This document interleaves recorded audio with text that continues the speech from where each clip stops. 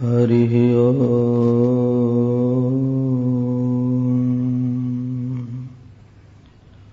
विश्वं दर्पणदृश्यमाननगरी तुल्यं निजान्तर्गतं पश्यन्नात्मनि मायया बहिरिवोत् भूतं यथा निद्रया यः साक्षात् कुरुते प्रबोधसमये स्वात्मानमेवाद्वयम् तस्मै श्रीगुरुमूर्तये नमः। इदं श्रीदक्षिणामूर्तये मुग्धं स्निग्धं मधुरमुरली माधुरी धीरनादैः कारं कारं करणविवशं गोकुलं व्याकुलत्वं श्यामं कामं व्रजजनमनो मोहनं मोहनांगं चित्ते नित्यं निवसतु महो वल्लभी वल्लभं नः। यः स्वानुभावमखिल श्रुतिसारमेकम् अध्यात्मदीपमति तितीरशतां तमोऽन्धम् संसारिणां करुणयाः पुराणगुह्यम् तं व्याससूनुमुपयामि गुरुं मुनीनाम्। कृष्णाय वासुदेवाय हरये परमात्मने प्रणतक्लेशनाशाय गोविन्दाय नमो नमः। सद्गुरुं सद्गुणाधारं ध्यानगम्यं निरञ्जनम् अखण्डानन्दपादं वै भूयो भूयो नमाम्यहम्। श्री अखण्डानन्दपादं वै भूयो भूयो नमाम्यहम्। श्रीमन्नारायण नारायण नारायण श्रीमन्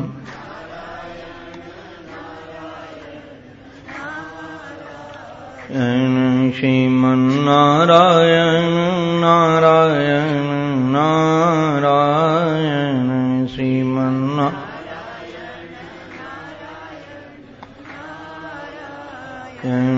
लक्ष्मी नारायण नारायण नारायण लक्ष्मी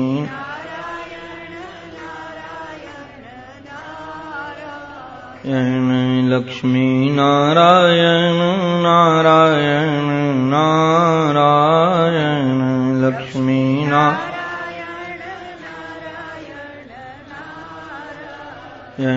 सद्गुरु नारायण नारायण नारायण सद्गुरु नारायण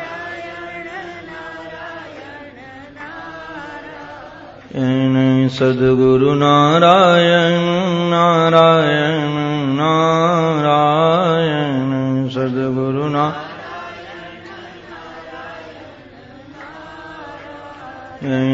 श्रीमन्नारायण नारायण नारायण श्रीमन्नारायण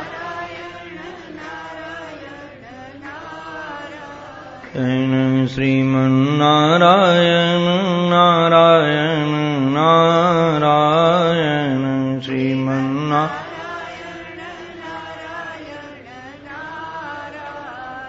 बोलो भक्तवत्सल भगवान की जय, सद्गुरुदेव भगवान की, वृंदावन बिहारी लाल की जय। जय जय श्री राधे, जय जय श्री राधे, जय जय श्री राधे। परमादरणीय प्रातस्मरणीय अनंत श्री समलंकृत श्री प्रेमपुरी जी महाराज के एवं श्री महाराजश्री के श्री चरणारविंदों में कोटिशः वंदन। हमारे आराध्य की मनभावनी गाथा से अनुराग रखने वाले भक्त वृंद एवं मातृशक्ति, आप सभी भी हमारे आराध्य के ही अनेकानेक रूपों में विराजमान हैं। अपने मनमोहन की ही मनभावनी अनेकानेक आकृतियों को देख करके आप सबके भी पावन चरणों में मैं कोटिशः वंदन करता हूं। आओ अपनी चित्तवृत्ति को भगवान श्याम सुंदर के श्री चरणों में सती बनाने के लिए मति हमारी सती बने, इसके लिए अपनी चित्तवृत्ति हम गोविंद के चरणारविंदों में ले चलें। हमारे जीवन धन गोविंद ऐसे करुणामय हैं, ऐसे कृपामय हैं, जो उनका ध्यान करता है भगवान उनका ध्यान करते हैं। ये यथा माम प्रपद्यन्ते तांस तथैव भजाम्यहम्। रणांगन में सरसैया पर शयन करते हुए भीष्म पितामह यदि परमात्मा के ध्यान में डूब जाते हैं तो हमारे गोविंद भी भीष्म पितामह के ध्यान में डूब जाते हैं। बाद में उनकी महिमा बढ़ाने के लिए, उनकी कीर्ति बढ़ाने के लिए, उनका यश बढ़ाने के लिए पांडवों को लेकर के भीष्म पितामह के पास पहुंचे। भीष्म पितामह ने सभी का स्वागत किया, भगवान से अपने हृदय की पीड़ा भी व्यक्त की। भगवान ने कहा, हमारा आशीर्वाद है, तुम्हारी पीड़ा सब विगत हो जाएगी, तुम्हारे चित्त की अशांति मिट जाएगी। अभी आप 1 दिन नहीं, 2 दिन नहीं, 56 दिन और जीवित रहोगे। 56 दिन तुम्हारा शरीर अभी और रहेगा। आप कृपा करके जो धर्मराज युधिष्ठिर के मानस में पीड़ा है, अशांति है, दुख है, क्लेद है, मोह है कि मेरे कारण समाज के इतने लोग मारे गए, अगर मेरे मानस में राज्य पाने की लिप्सा न होती, राज्य पाने की आकांक्षा न होती, राज्य पाने की चाहत न होती, तो निश्चित लोग इतने नहीं मारे जाते। तो यह जो इनको भ्रम है, आप कृपा करके इनको ज्ञान दे करके इनके भ्रम को मिटा दो, इनके अज्ञान को नष्ट कर दो। भीष्म पितामह से जब भगवान ने ये बात कही तो महाभारत शांति पर्व में वर्णन है, भगवान ने कहा कि आप इनको उपदेश दो। भीष्म पितामह ने कहा कि गुरु के सामने शिष्य का उपदेश देना अच्छा नहीं। जहां साक्षात जगत नियंता जगदीश्वर परब्रह्म परमेश्वर विराजमान है, सभी बुद्धियों की अधिष्ठात्री देवता जहां समुपस्थित हैं, उनके सामने मैं अपनी छोटी सी मति से, छोटी सी बुद्धि से कुछ यदि बोलूं तो उचित नहीं है। तो मेरी इच्छा तो यही है कि धर्मराज के अज्ञान को, जैसे अर्जुन के अज्ञान को, प्रमाद को आपने मिटाया, वैसे धर्मराज युधिष्ठिर के भी आप ही इनका निवारण करो आपके रहते हुए मेरा प्रवचन करना उचित नहीं है। और हम लोग अनुभव करते थे कि गुरुजनों के साथ यदि हम हैं और किसी ने कोई प्रश्न पूछा तो भले हमको उस प्रश्न का उत्तर पता है, और कई बार, अब जैसे हम पूज्य महान जी महाराज की सेवा में रहते थे तो महाराज जी तो हमारे शास्त्रों के सारविद थे, सब जानकार थे, किंतु महान जी महाराज अध्ययन नहीं किए थे, महाराज जी की कृपा थी। तो कई बार यदि उनसे कोई प्रश्न बंबई में कहीं बाहर भी पूछता था और मैं साथ में हूं तो कभी नहीं बोलता था।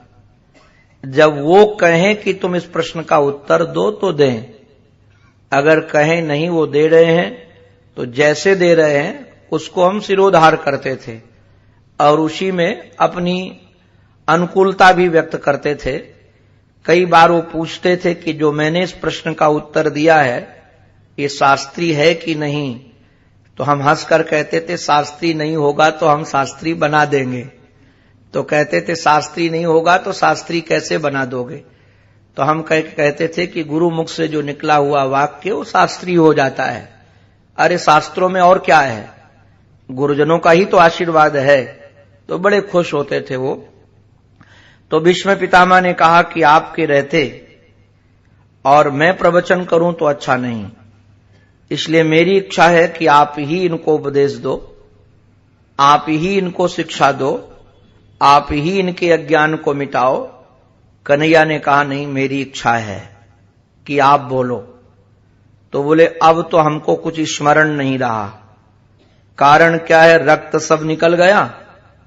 इतने दिन शारीरिक पीड़ा है, शारीरिक पीड़ा बढ़ जाए तो बुद्धि भ्रमित हो जाती है। हम तो देखें शारीरिक पीड़ा बढ़ जाए तो मनीराम जी भी काबू में नहीं होते हैं। मनीराम जी को ध्यान में लगाना चाहो तो लगते नहीं है।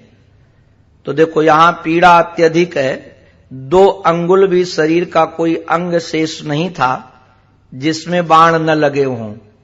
और कल मैंने निवेदन किया था, ये बाण कोई पीछे से बिछाए नहीं गए थे, सामने से मारे गए थे और आर पार हुए थे। आप पीड़ा का अनुमान लगा लीजिए, कांटा लग जाता है तो कितनी पीड़ा होती है, और यहां तो इतने बाण लगे वो भी आर पार। हमारा सामर्थ्य नहीं है। तो भगवान ने कहा हम तुमको सामर्थ्य देते हैं। और सच्ची बात यह भी है कि जो भगवान का सामर्थ्य होता है, जो भगवान की वाणी होती है, वही उपदेश करने लायक है। अपने मन की व्याख्या, अपने मन का चिंतन, इदम मदीयो भावः, ये मेरा भाव है या मेरा चिंतन, ये शास्त्रीय विधा में इसका स्थान नहीं है। आप भागवत में जगह जगह पर सुनेंगे, जगह जगह पर पढ़ेंगे कि अगर कोई संत से कोई प्रश्न पूछता है, अगर सुखदेव जी महाराज से भी राजर्षि परीक्षित ने प्रश्न पूछा तो सुखदेव जी महाराज ने ये नहीं कहा कि हमारी चिंतन धारा है, मैं नई खोज करके बताता हूं। सुखदेव जी महाराज कहते हैं जैसे आज आपने तो हमसे प्रश्न पूछा है, ऐसे गंगा के किनारे श्री विदुर जी महाराज ने मैत्रेय से प्रश्न पूछा था। तो जो मैत्रेय ने सुनाया था वो हम आपको सुना रहे हैं। लीजिए, हमारी बुद्धि का विकास है, हमारी बुद्धि की खोज है, हमारा चिंतन है, ये बात नहीं, ये अमुक जगह से हमको मिला है। हम तो कई बार गदगद हो जाते हैं। आप लोग महाराज श्री का सुनते हैं, एक अक्षर भी उनको कहीं से मिला है तो कहते हैं ये भाव उनका है, ये भाव वल्लभाचार्य जी महाराज का, ये भाव अमुक शंकराचार्य जी महाराज का है, ये भाव श्रीधर स्वामी जी महाराज का है, ये भाव हमको काशी में अमुक महात्मा ने दिया, ये भाव हमको हरिद्वार में शंकरानंद जी महाराज ने दिया। तो अब इन सब का नाम लेने की क्या आवश्यकता है? अधिकतर जो थोड़ा नाम अपना हो जाता है तो कोई किसी का नाम लेना पसंद नहीं करता। तो ये अपने नाम की महत्वता बढ़ जाने के कारण व्यक्ति के चित्त में ये कृतज्ञता चली जाती है, जो ज्ञापन है कि हमने कुछ पाया है उनसे। तो भगवान की बात जो ध्यान देने की बात यह है कि अपनी बात उतनी प्रामाणिक नहीं है। क्यों प्रामाणिक नहीं है? अपनी बुद्धि की सीमा है। देखो, एक ही चीज को कई लोग अलग अलग ढंग से चिंतन करेंगे कि सबकी बुद्धि अलग अलग है। अरे नारायण, मेरे जो हमको दिखाई दे रहा है वही सबको दिखाई दे रहा, ये जरूरी नहीं है। कई बार आंखों में दोष हो तो हमको पतला व्यक्ति दिखाई देगा या मोटा दिखाई देगा, तो क्या सचमुच में मोटा पतला दुबला है क्या हो? सच्चाई देखने के लिए भगवत दृष्टि चाहिए, नहीं तो जो आंखों का प्रमाण है, नासिका का प्रमाण है, ये जितने भी प्रमाण है सब तुच्छ प्रमाण है। इसलिए भगवत बुद्धि का प्रमाण ही सर्वश्रेष्ठ है। तो जो भगवान कहते हैं वह बात मानने योग्य है। इदम मदीयो भावः, या मेरा नया चिंतन है, इसमें कोई ज्यादा महत्व बुद्धि नहीं है। अरे हमारी बुद्धि कितना सोचेगी, हमारी बुद्धि कितना रख पाएगी कि उसकी सीमा है। मैंने सुना स्वामी विवेकानंद जी महाराज दरिया के किनारे घूम रहे थे, अकस्मात देखा कि दो बच्चे झगड़ रहे हैं, एक दूसरे को मार रहे हैं, गालियां दे रहे हैं। छोटे छोटे बच्चे थे, 8-10 साल के, 12 साल के। तो स्वामी जी ने जाकर उन बच्चों को समझाया कि तुम इतनी छोटी बुद्धि में, उम्र में झगड़ते हो, क्या चाहिए तुमको? तुमको जो चाहिए सो हमसे ले लो, हम देने के लिए तैयार हैं। तो उसमें से एक बच्चे ने अपने जेब से प्याला निकाला और प्याला निकाल करके कहा, बाबा यदि देना चाहते हो तो इस प्याले में सारा दरिया भर दो, सारा का सारा दरिया इस प्याले में भर दो। स्वामी जी ने कहा, बच्चे ये प्याले में दरिया नहीं भरा जा सकता है।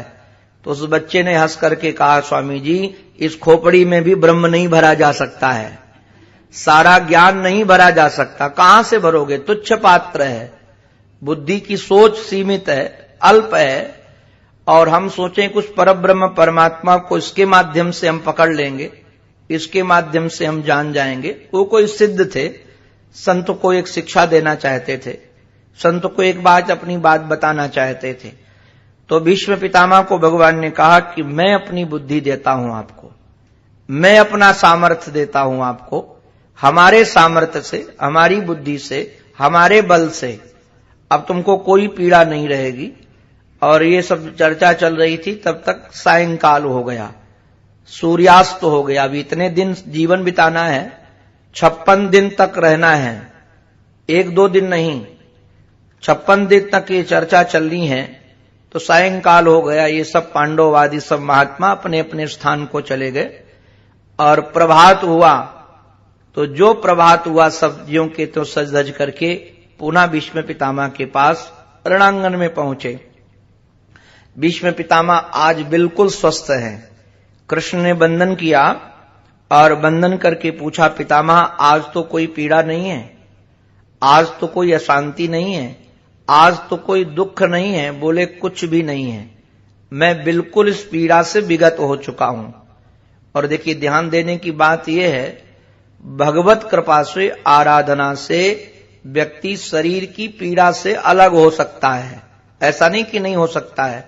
हमको हमारे महाराज श्री की सेवा में पूज्य स्वामी गोविंदानंद जी महाराज, आप लोग दर्शन किए हैं, वो जब रहते थे तो महाराज जी की बातें कई हम लोगों, क्योंकि मेरे को महाराज जी की सेवा में रहने का अवसर नहीं मिला, तो जब हम कभी उनके पास बैठते तो कुछ न कुछ पूछते हैं। तो उन्होंने एक दिन बताया कि महाराज श्री को लास्ट में कैंसर था, पता है आप लोगों को। तो एक दिन रात्रि में महाराज जी ने कराह की, आह भरी। तो बोले महाराज जी के मुख से आह निकली तो हम व्यथित हो गए, महाराज जी पीड़ा है, इंजेक्शन दें, दवा दें। तो महाराज जी हंस करके बोले, नहीं पीड़ा नहीं है। तो क्या है आप आह कर रहे थे? बोले मैं पीड़ा का मजा ले रहा हूं। महाराज जी ने कहा पीड़ा का मजा ले रहा हूं। जैसे आप लोग कभी ध्यान दियो, कथा करते करते महाराज जी आह बोलते थे, आनंद में भर करके। तो देखिए जो महात्मा हैं ये पीड़ा का भी आनंद ले सकते हैं, पीड़ा का भी मजा ले सकते हैं। हम लोग तो सुख का आनंद लेते हैं, सुख को महाराज भोगते हैं, ये दुख को भी आनंद से भोग रहे हैं।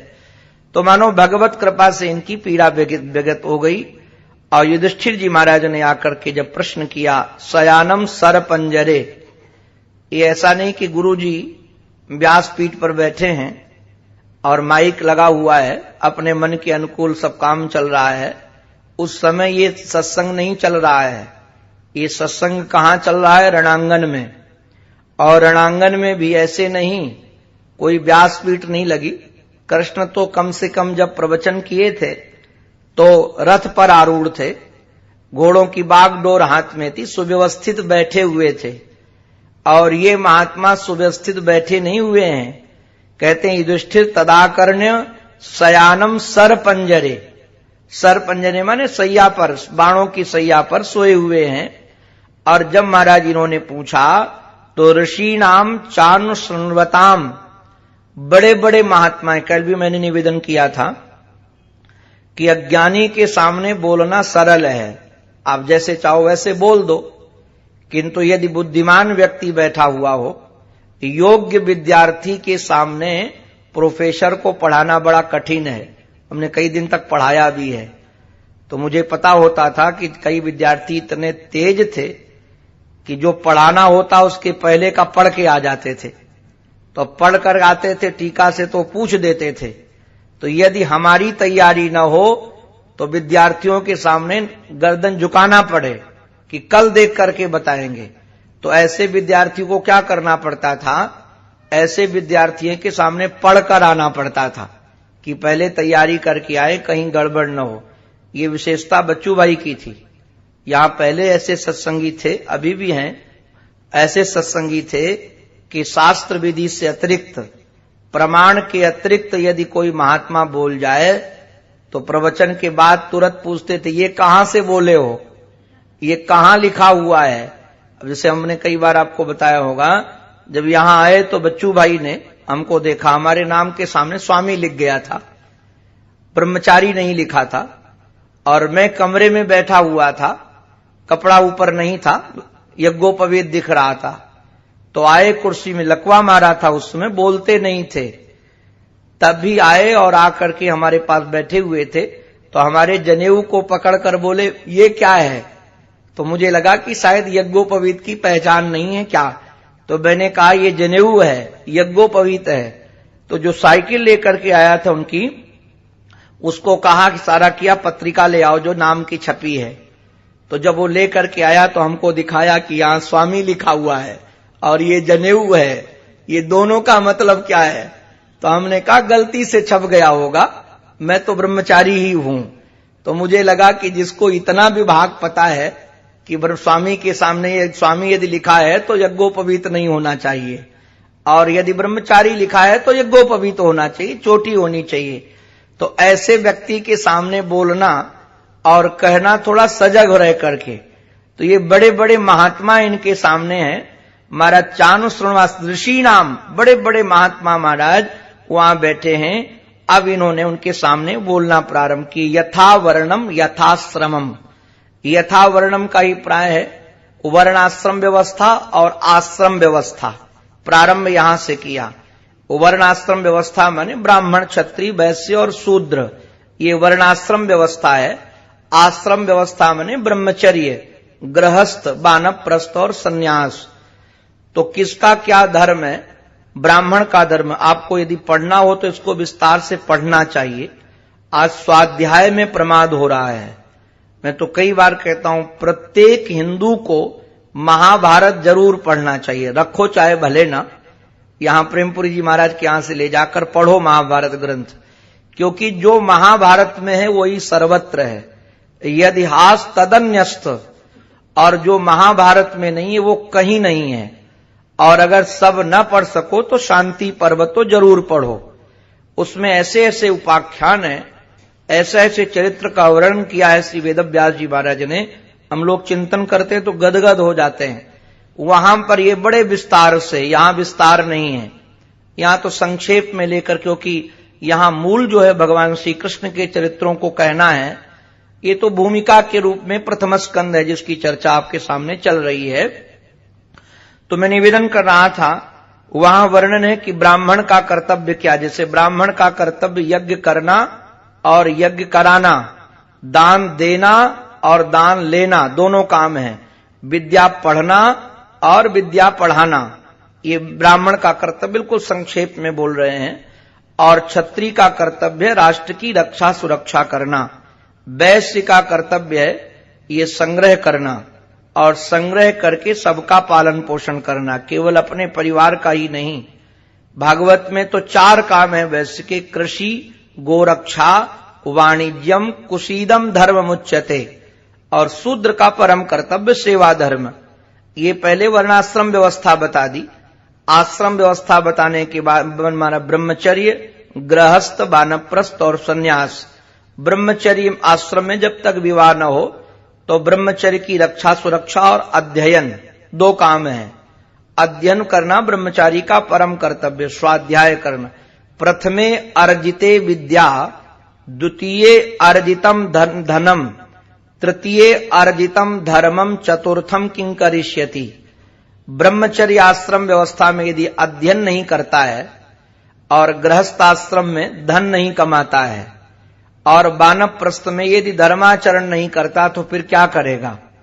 प्रथम अवस्था ब्रह्मचर्य पालन करके, बिल्कुल संक्षेप में बोल रहे हैं, गृहस्थ आश्रम में पत्नी आदि का पालन, उसका बड़ा विस्तार है, सबका पालन करते हुए अपने मोक्ष धर्म की ओर भी दृष्टि रखना।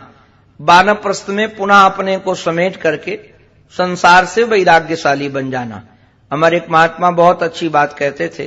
वो महात्मा कहते थे, देखो 100 साल की अवस्था होती तो 100 साल की अवस्था में 25-25 का विभाग, तो जब 50 साल के हो तो वानप्रस्थ की तैयारी हो गई।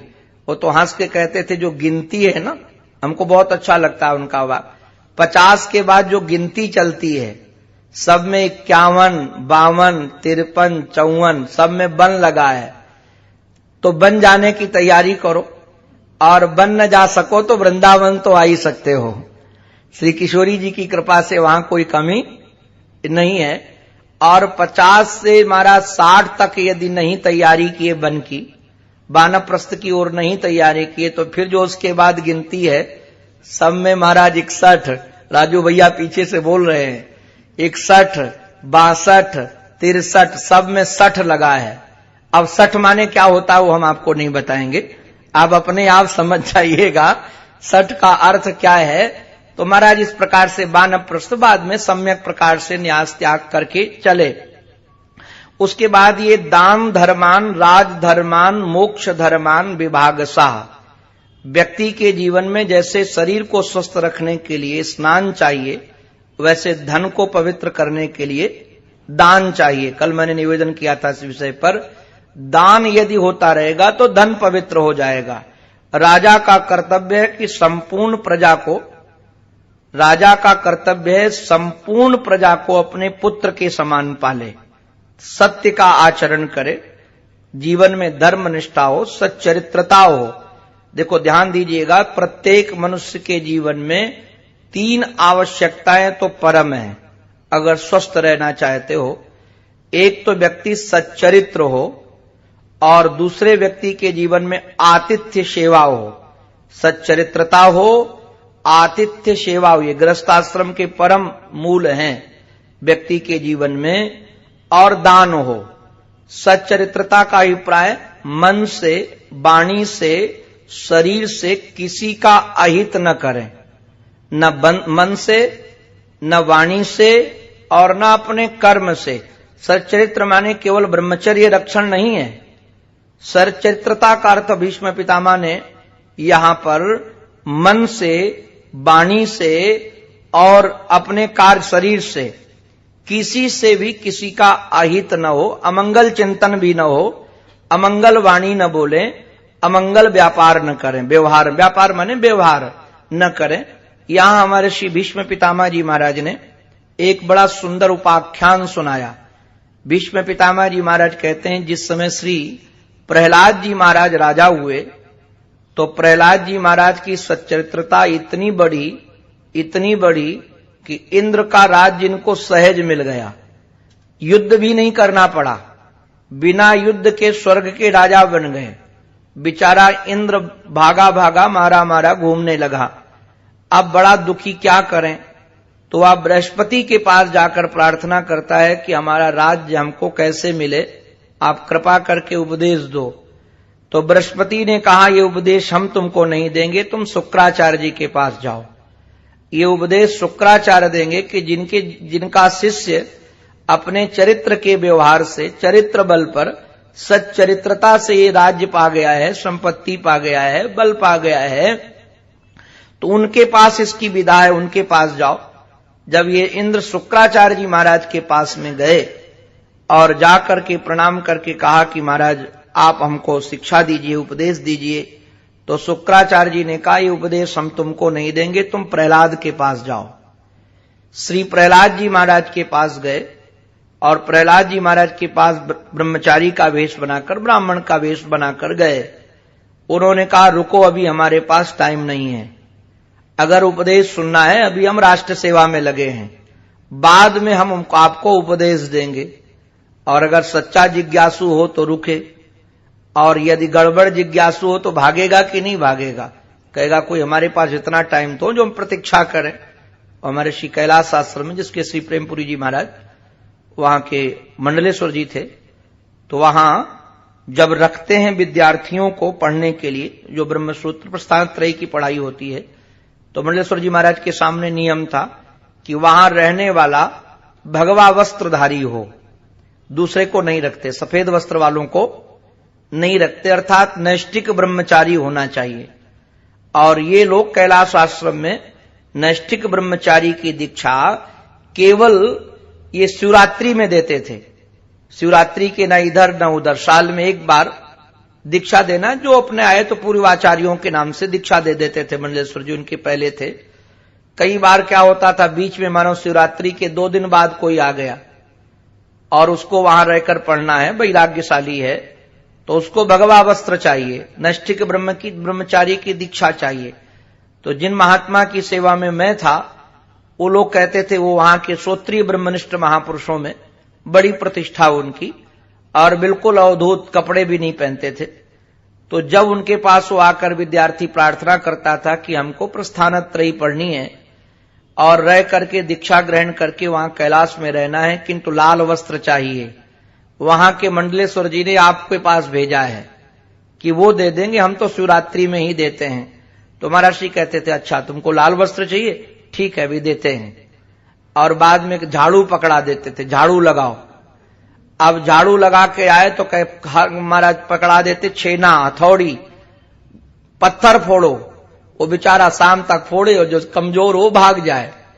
तो हम कई बार कहते थे महाराज जी वो तो पढ़ने के लिए लाल वस्त्र लेने के लिए आया था, आपने हथौड़ा पकड़ा दिया, झाड़ू पकड़ा दी। तो हंस के कहते थे ये ब्रह्म विद्या को इतनी सस्ती है क्या कि आया घर से और कपड़ा लाल ले लिया। जिसका अधिकार नहीं है, जो सहन नहीं, प्रतीक्षा नहीं कर सकता, जिसको धैर्य नहीं है, वो ब्रह्म विद्या क्या सुनेगा। जिसको धैर्य धारण नहीं है, सम दम उपरति तितिक्षा, ये तितिक्षा में ये तो आएगा ना। सुखदेव जी महाराज जब दीक्षा लेने के लिए जनक के पास में गए तो कितने दिनों तक खड़ा कर दिया धूप में। जनक ने कहा अभी मिलने का समय नहीं, बाद में मिलेंगे। और क्रोध नहीं आया कि हमारी उपेक्षा हुई है। और बाद में श्री सुखदेव जी महाराज जब वहां से निकल करके गए तो ऐसी जगह बैठाल दिया गया जहां सुंदर सुंदर देवांगनाएं थी, हाव भाव कटाक्ष से उनको मोहित करना चाहती थी, किंतु सुखदेव जी को न क्रोध आया न आकर्षित हुए। तब जनक जी ने कहा कि तुम दीक्षा के अधिकारी हो, अब हम तुमको दीक्षा देते हैं। तो जो प्रतीक्षा न कर सके थोड़ी देर, कहा कि तुम प्रतीक्षा करो, अभी हम काम में लगे हुए हैं। भीष्म पितामह जी महाराज सुना रहे उनको। और महाराज जब प्रतीक्षा करते रहे, फ्री होकर आए तो बोले चलो क्या चाहिए तुमको, आज तुम्हारी प्रतीक्षा से हम बड़े प्रसन्न हैं। तो बोले आप कृपा करके यदि हमको कुछ देना चाहते हो तो अपनी सच्चरित्रता दे दो, अपनी सच्चरित्रता हमको दे दो। उन्होंने कहा चलो तुमने मांगा और हमने दिया। इंद्र को जो सच्चरित्रता दी और इंद्र लेकर के चला गया, तो श्री, लक्ष्मी, धर्म, कीर्ति सब एक एक छोड़ करके प्रहलाद जी को जाने लगे। श्री जी प्रकट हुई, लक्ष्मी जी, और हाथ जोड़ करके कहा कि आपने सच्चरित्रता दे दी है तो अब हम उन्हीं के पास जाएंगी। कीर्ति भी, सब जितने सद्गुण थे सब उनको छोड़ छोड़ करके चले गए, किंतु बाद में भगवत कृपा में आश्रित रहे तो लौट कर आ गए। और सच्चरित्रता जब लौट के आई तब इनको पुनः शांति मिली। अभिप्राय क्या है, जहां सच्चरित्रता है वहीं श्री है, वहीं कीर्ति है, वहीं शांति है, वहीं तुष्टि है, वहीं पुष्टि है। ये गुण जो किसी को वाणी से, मन से किसी को सताए नहीं, उसके जीवन में सहज आ जाते हैं। राजधर्म के बारे में वर्णन किया। राजा का एक कर्तव्य बहुत एक और भी ध्यान देने, राजा को अति सरल भी नहीं होना चाहिए और अति निष्ठुर भी नहीं होना चाहिए। ज्यादा निष्ठुर होगा तो प्रजा बिचारी दुखी हो जाएगी और ज्यादा सरल होगा तो दुनिया के लोग उसको ना समझ के ठग ले जाएंगे। और दूसरी बात यहां एक ध्यान देने की और भी है, सेवकों के साथ आप लोग भी ध्यान दीजिएगा, ये शिक्षा लेने लायक है। सेवकों के साथ कभी हंसी मजाक नहीं करना चाहिए, क्योंकि यदि सेवकों के साथ हम हंसी मजाक करेंगे तो सेवक हमारी मर्यादा नहीं रखेंगे और मर्यादा यदि चली गई तो सब चला गया, फिर आपके किसी न किसी गुप्त हस्तक्षेप में भी वो डालेंगे। तो भीष्म पितामह ने कहा सेवकों के साथ हंसी मजाक नहीं होनी चाहिए, मर्यादा बनी रहनी चाहिए। और सबसे परम कर्तव्य उसका ये है आतिथ्य सत्कार। अतिथि हमारे जीवन में यदि आ जाए तो अतिथि यदि जीवन में आ जाए तो उसका सत्कार होना चाहिए। महाभारत में तो वर्णन भीष्म पितामह ने सुनाया कि ऐसा आतिथ्य सत्कार तो मनुष्यों में नहीं पक्षियों में भी है, पशुओं में भी है। उन्होंने सुनाया कि एक बहुत बड़ा बहेलिया था जिसका काम ही था पक्षियों का वध करना और लाखों करोड़ों पक्षियों का वध कर डाला था उसने। संयोग से उसके घर वालों ने उसको निकाल दिया। बड़े विस्तार से कथा मैं संक्षेप में सुना रहा हूं। निकाल दिया उसको घर वालों ने। जब घर वालों ने उसको निकाल दिया तो बेचारा भयभीत होकर के जंगल गया। वर्षा हुई, ठंड का समय था, थर थर कांपने लगा। तब तक देखा कि एक कबूतरी ठंड के भय से भीगी हुई वृक्ष के किनारे बैठी है और वो वृक्ष किनारे बैठी है तो ये क्रूर स्वयं तो मरने के लिए तैयार है, किंतु क्रूरता की पराकाष्ठा उसने जाकर उसको पकड़ लिया। और वो गर्भवती थी। जब पकड़ करके उसको ले गया तो ठंड से बचने के लिए, पानी से बचने के लिए, भूख से त्रसित उस कबूतरी को लेकर एक वृक्ष के नीचे पहुंचा। संयोग से उस वृक्ष में ही उसका बसेरा था, उसका पति वहीं था। वृक्ष में ही उसका बसेरा था और उसका पति वहीं रह रहा था। उसके वियोग में बड़ा विह्वल हो रहा था पति उसका कबूतर। तो कबूतरी ने उसको वहां से आवाज दी कि तुम्हारा सौभाग्य, आज तुम्हारे यहां अतिथि आया है और ये अतिथि भूख से त्रसित है, इतना भूख से त्रसित है कि प्राणांत होने वाला है। तुम एक काम करो, इसके भोजन की व्यवस्था करो, इसकी ठंड मिटाओ। अब देखो उसकी कबूतरी उसके कैद में है और वो खाने के लिए तैयार है, तो तब भी उसने कहा तुम्हारे यहां अतिथि आया है। अरे जिस वृक्ष में हमारा बसेरा है उसी वृक्ष में अतिथि आ गया है, तो हमारा परम कर्तव्य है सेवा करना। तो देखा क्या करें, तो बेचारा उड़ करके वहां से गया जंगल में और कहीं आग जल रही थी, तो उस आग, वहां से जलती हुई आग को चोंच में पकड़ करके लाया और इसके लिए आग जलाई। जब आग जल गई तो ठंड निवृत्त हुई, तो बोले मैं बहुत भूखा हूं, कुछ खाने को दो, नहीं तो हमारे प्राण निकल जाएंगे। व्याघ्र बहेलिये ने कहा, कबूतर ने कहा कि मैं आग तो ले आया किंतु मेरे पास कुछ खिलाने को आपको नहीं है, मैं तो रोज हैंड टू माउथ हूं ना। पक्षी देखो खाते हैं, जो कमाते हैं सो खाते हैं, संग्रह नहीं करते। संग्रह की प्रवृत्ति तो हमारी आपकी है। कबूतर पक्षियों के घर में आपको कुछ नहीं मिलेगा, कल के खाने का, यहां तक कि दाना भी संग्रह करके नहीं रखते कि अब बरसात होने वाली है तो पहले से अनाज इकट्ठा कर ले, पता नहीं बरसात में हमको मिले कि न मिले, संग्रह करके रख ले, कुछ नहीं। उसने कहा मेरे घर में कुछ भी नहीं है। फिर उसकी पत्नी ने कहा कि कुछ नहीं, तुम तो हो, अरे उसकी भूख बुझाने के लिए तुम तो हो। उसको स्मरण आया कि हां शरीर तो हमारा है ही, और इतना मारा जो उसने कहा तो कबूतर जलती हुई आग में आकर गिर गया और जलता हुआ कहा कि आप हमारा अतिथि है, आप हमारा पान कर लीजिए। वो महाराज जो जल गया, बहेलिये ने उसको खाया। जब बहेलिये ने खाया तो बड़ी संतुष्टि मिली, तो पत्नी को बड़ी पीड़ा हुई, सती थी वो भी विह्वल होकर के उसके विरह में मर गई। और जब विरह में मर गई तो महाराज देखा क्या, उसके मरते ही उसके लिए दिव्य विमान आ गया। बहेलिये ने भी देखा कि उसके लिए दिव्य विमान आया और भगवत भक्त उसमें आरूढ़ होकर के कबूतर और कबूतरी को अपने धाम ले गए। ये अतिथि सेवा। और दूसरी बात यहां ध्यान देने की, और ये हम लोगों के काम की, इसलिए मैं सुना देता हूं। महाराज यहां जो विभाग वर्णन किया है धर्म से कैसे कैसे, इसमें एक और सुंदर उपाख्यान भीष्म पितामह ने सुनाया शांति पर्व में।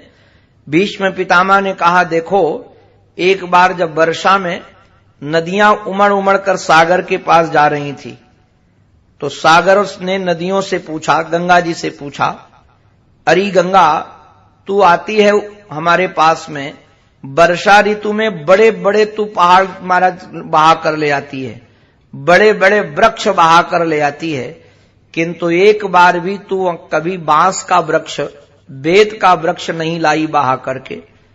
क्या तेरी उससे मित्रता है क्या? उनको क्यों नहीं लाती हो? कोई रिश्तेदारी है क्या? उस गंगा ने कहा कि हमारी कोई रिश्तेदारी नहीं है।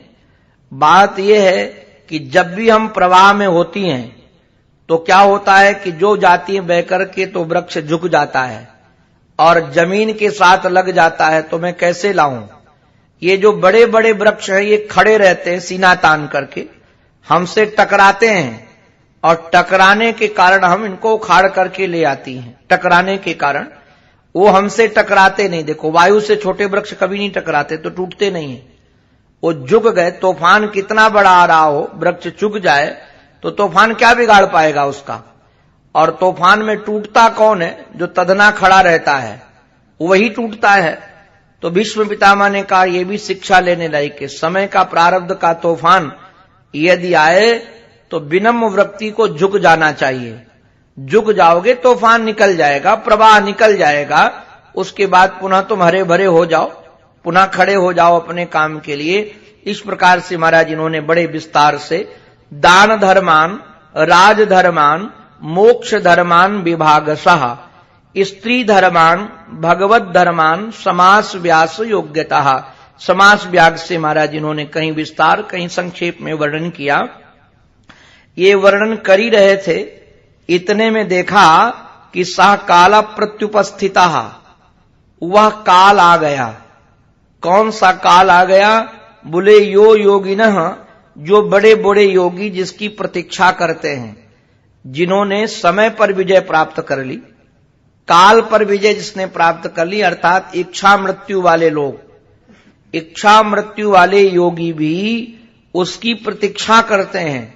कौन सा ये समय काल है? जिसका नाम उत्तरायण है। देखो हमारे यहां सूर्य दो चलते हैं, दक्षिणायन और उत्तरायण। जब उत्तरायण में सूर्य की गति होती है, उत्तरायण में, उसका बहुत वर्णन महाभारत में, उत्तरायण में जो शरीर छोड़ता है वो भगवत धाम जाता है, देवलोक जाता है, और दक्षिणायन आदि में जो शरीर छोड़ता है उसकी सदगति होने में अगर भगवत भक्त न हो, साधना आराधना न हो, तो सदगति होने वाली नहीं है, पतित हो जाएगा। तो ये कई बार बड़े बड़े योगी साधना आराधना होने के बाद भी सामान्य लोगों को शिक्षा देने के लिए इन कालों की प्रतीक्षा करते हैं। काल है, स्थान है, वस्तु का महत्व देते हैं। जैसे हमारे धर्म सम्राट स्वामी करपात्री जी महाराज ने एक बार जोशी से पूछा कि हमारी मौत कब है, तो उन्होंने कहा तुम्हारी मौत समीप है और काशी में नहीं होगी। जोशी थे, बड़े विद्वान स्वामी करपात्री जी महाराज, तो ऐसे कोई थे नहीं। तो उन्होंने पंडितों को बुलाया और गंगा जल मंगाया, और गंगा जल मंगा करके काम संकल्प करते हैं कि आज के बाद काशी से बाहर जाएंगे ही नहीं। लीजिए, काशी के बाद फिर काशी से निकलकर कभी नहीं गए। ओंकारेश्वर में रामानंद जी महाराज थे, शायद यहां आए होंगे पहले, स्वामी रामानंद सरस्वती। उनको जब शरीर का परित्याग करना हुआ तो वो भी जाकर के वहीं डेरा डाल दिए काशी में, और काशी में शरीर पूरा हुआ। तो वैसे ये श्रोत्री ब्रह्मनिष्ठ महात्मा है, इनका शरीर कहीं भी पूरा हो तो कोई विशेष महत्व तो नहीं है, किंतु सामान्य व्यक्तियों को स्थान की महिमा बताने के लिए, क्योंकि ये महात्मा यदि स्थान की महिमा नहीं बताएंगे तो स्थान की महिमा चली जाएगी। तो स्थान की महिमा बताने के लिए स्थान का महत्व है। वैसे ये महापुरुष काल की महिमा को व्यक्त करने के लिए, कि काल की भी अपनी महिमा है, जैसे व्यक्ति की, वस्तु की, स्थान की अपनी महिमा है। तो मानो उस काल को इन्होंने देखा जिसका नाम उत्तरायण है। महाराज धीरे से अपनी वाणी को लीन किया। कृष्णे लसत पीत पटे चतुर्भुजे, भगवान शंख चक्र गदा पद्म धारण किए हुए पीतांबर पहने हुए जो सामने खड़े हैं, विशुद्धया धारणया, विशुद्ध धारणा से उनका चिंतन करना प्रारंभ किया। सब कलमश समाप्त हो गए और श्री भीष्म पितामह जी कहते हैं, हे प्रभो, आपके चरणों में मैं प्रार्थना करना चाहता हूं, अपने हृदय के भाव व्यक्त करना चाहता हूं। स्तुति माने होता है अपने हृदय के भाव व्यक्त करना। हमारे जो हृदय में भाव हैं, उन भावों की अभिव्यक्ति का नाम ही स्तुति है। आवश्यक नहीं कि वो संस्कृत में हो, अरे किसी भी भाषा में हो सकती है स्तुति, आवश्यक नहीं केवल संस्कृत में हो। तो भीष्म जी महाराज ने पुष्पिताग्रह छंद में, पुष्पिताग्रह छंद का अभिप्राय ये मानो जो छंद पुष्प रूप है, ऐसे छंद को इन्होंने इसलिए किया कि मानो अपने तन मन धन सबको हम, अपनी वाणी को बुद्धि को पुष्प बना करके आपके चरणों में समर्पित करते हैं। श्री भीष्म पितामह जी कहते हैं, इति मति रूप कल्पिता वितृष्णा भगवती सात्वत पुंगवे विभूमि स्वसुख मुपगते क्वचित विहर्तुम प्रकृति मुपेयसी यद भव प्रवाह। श्री भीष्म पितामह जी कहते हैं, इति मति रूप कल्पिता, मति माने बुद्धि, जो हमारी ये बुद्धि है, उपकल्पिता माने समर्पिता। देखो, उपकल्पिता का अर्थ समर्पिता है। आज के अतिरिक्त, आज से महाराज पूर्व में कभी भी हमारे जीवन में आपके अतिरिक्त किसी की चाहत जगी ही नहीं। ये देखिए कितनी विलक्षण बात है। वितृष्णा है, वितृष्णा माने विगतः तृष्णा, जिसकी तृष्णा विगत हो गई है, अर्थात जिसके आपको छोड़कर कोई तृष्णा है नहीं, ऐसे परमात्मा के चरणों में हम अपनी मति समर्पित करना चाहते हैं।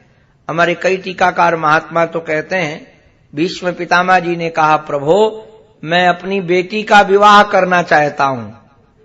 जब चारों तरफ लोग देखने लगे, बाल ब्रह्मचारी, दृढ़ प्रतिज्ञ बाल ब्रह्मचारी, इनकी बेटी कहां से आ गई? तो बताते हैं कि हमारी बेटी का नाम सुन लीजिए, मति, उपकल्पिता, समर्पिता, और आप भगवती सात्वत पुंगवे भी, आप भगवान हैं, सात्वत पुंग हैं, पुंगव हैं, अर्थात सात्वत वंश में आप उत्पन्न हुए हैं। वैसे तो आप अपने आनंद में सोते रहते हो, आनंद में रहते हो, किंतु जब कभी लीला करने की इच्छा होती है, स्वसुख मुपगते क्वचिद विहर्तुम, विहर्तुम माने लीला की इच्छा, विहार की इच्छा, लोकवत्तु लीला कैवल्यम श्रुति, अर्थात आप ये सृष्टि को कैसे लीला के लिए, वैसे आप मस्ती में सो रहे हो अकेले आनंद में, किंतु आप जब लीला करना चाहते हो, क्वचित कभी लीला करने की इच्छा हुई तो प्रकृति मुपेयसी, आप माया को स्वीकार करते हो, और माया को स्वीकार करके यद भव प्रवाह, ये संसार रूपी प्रवाह को, ये भव प्रवाह का है, प्रवाह माने बहने वाला, जगत का अर्थ ही होता है गच्छति तीति जगत, जो चल रहा है, हरदम हर सेकेंड चलने वाला है ये। आप ध्यान दीजिए, जब हम लोग बैठे थे यहां कथा श्रवण करने के लिए, कथन करने के लिए, जो थे अब नहीं रहे, हमारा जीवन सरक गया, मृत्यु की ओर शरीर की यात्रा हो रही है। जगत का नाम ही है गच्छतीति जगत, ये रुमाल है, टेबल है, मेज है, जो भी है XYZ, सब चल रहे हैं, सब मृत्यु की ओर बढ़ रहे हैं। तो महाराज ये भव प्रवाह जो है, सृष्टि की सृजन रचना, ये आप लीला से करते हो और कोई लेना देना नहीं है। ये जो भी हो रहा है लीला से हो रहा है। ऐसे प्रभु के चरणों में हम अपनी मति को समर्पित करते हैं। प्रकृति मुपेयसी यद भव प्रवाह। हमारे टीकाकार इसका कैसे चिंतन करते हैं, इसका क्रमशः चिंतन करेंगे। अंत में अपने आराध्य के पावन चरणों में हमारी यही प्रार्थना है, हमारी मति रति गति बस उन्हीं के पावन पवित्र चरणारविंदों में बनी रहे। इसी प्रार्थना के साथ ये उनकी वाणी उन्हीं के पावन पवित्र चरणारविंदों में समर्पित, ये जो मैं मति रति गति बोलता हूं तो श्री भीष्म पितामह से ही सीख करके, भीष्म पितामह ने अपनी मति, अपनी रति, अपनी गति, जब सबसे पहले हमने भीष्म स्तुति पढ़ी तो हमने यही देखा कि भीष्म पितामह अपनी रति मति गति भगवान के चरणों में, पहले तो मति देख रहे हैं, इसके बाद दूसरा श्लोक आप देखेंगे तो रति का समर्पण करेंगे। जो कल श्लोक लेंगे, विजय सखे रतिरस्तु में नवद्या, अनवद्य हमारी रति जाए। तो पहले गति, फिर पहले मति, फिर गति, फिर रति, फिर गति, ऐसे तीनों का समर्पण जब किया तो करीब 8-10 साल पहले हमारी दृष्टि पड़ी। तो मुझे बहुत अच्छा लगा कि हमारी भी मति, रति, गति हमारे आराध्य के चरणों में बनी रहे। तो इस विषय के गुरु हमारे भीष्म पितामह हैं। ये विद्या हमने भीष्म पितामह से सीखी और उन्हीं का अनुसरण करके रोज हम तो कहीं कथा करें, चाहे भागवत की, उपनिषद की, गीता की, शिव पुराण की, रामायण की, अपने आराध्य के चरणों में समर्पित कर देते हैं। और उसका फल यही कि हमारी मति, रति, गति बस उन्हीं के चरणों में बनी रहे। इसी प्रार्थना के साथ ये वाणी उनके चरणों में समर्पित। बोलो भक्तवत्सल भगवान की जय।